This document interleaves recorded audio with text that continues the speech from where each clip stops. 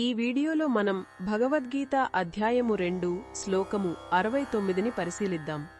ఈ అద్భుతమైన శ్లోకంలో శ్రీకృష్ణ భగవానుడు ఒక స్థితప్రజ్ఞునికి అంటే ఆత్మజ్ఞానం పొందిన మునికి మరియు మనలాంటి సాధారణ ప్రాపంచిక వ్యక్తులకు మధ్య ఉన్న తేడాను ఒక అందమైన పోలికతో వివరిస్తున్నాడు.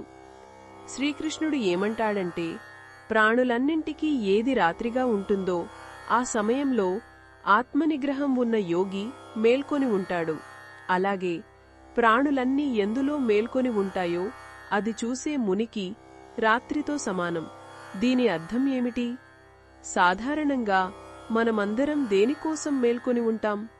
ధనం, కీర్తి, సుఖాలు, భోగాలు, ఈ ప్రాపంచిక విషయాలను సంపాదించడమే మనకు పగలులాంటిది. మన జీవితమంతా వీటి వెంటే పరుగెడుతూ ఉంటాం.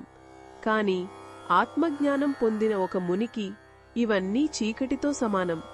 ఎందుకంటే ఆయన దృష్టిలో ఇవి అశాశ్వతమైనవి, మనసుకు అశాంతిని కలిగించేవి.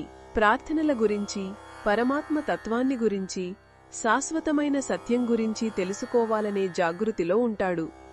తన ఇంద్రియాలను నిగ్రహించుకుని మనసును భగవంతునిపై లగ్నం చేసి ఆ దివ్యమైన శాంతిలో ఆయన మేల్కొని ఉంటాడు.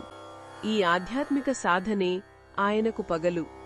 మనకు ఏ ప్రాపంచిక విషయాలైతే పగలులా అనిపిస్తాయో అవి జ్ఞానికి రాత్రి. అదేవిధంగా జ్ఞాని ఏ ఆత్మజ్ఞానంలో అయితే మేల్కొని ఉంటాడో అది మనలాంటి సాధారణ వ్యక్తులకు ఒక అర్థంకాని రాత్రిలా అనిపిస్తుంది. ఆధ్యాత్మిక విషయాలు మనకు నిద్రమత్తు కలిగించవచ్చు. ఇది దృష్టికోణంలోని తేడా మాత్రమే. ఈ శ్లోకం మనల్ని మనం ప్రశ్నించుకునేలా చేస్తోంది. మనం దేనికోసం మన సమయాన్ని, శక్తిని వెచ్చిస్తున్నాం? మనం ఏ ప్రపంచంలో మేల్కొని ఉన్నాం?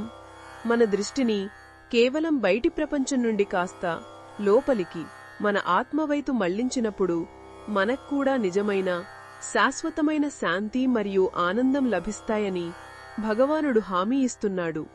ఇది ఈ శ్లోకంలోని భావాన్ని వివరించడమే లక్ష్యం. మరిన్ని భగవద్గీత శ్లోకాల అర్థాన్ని తెలుసుకోవాలంటే మా తదుపరి వీడియోలను తప్పకుండా చూడండి.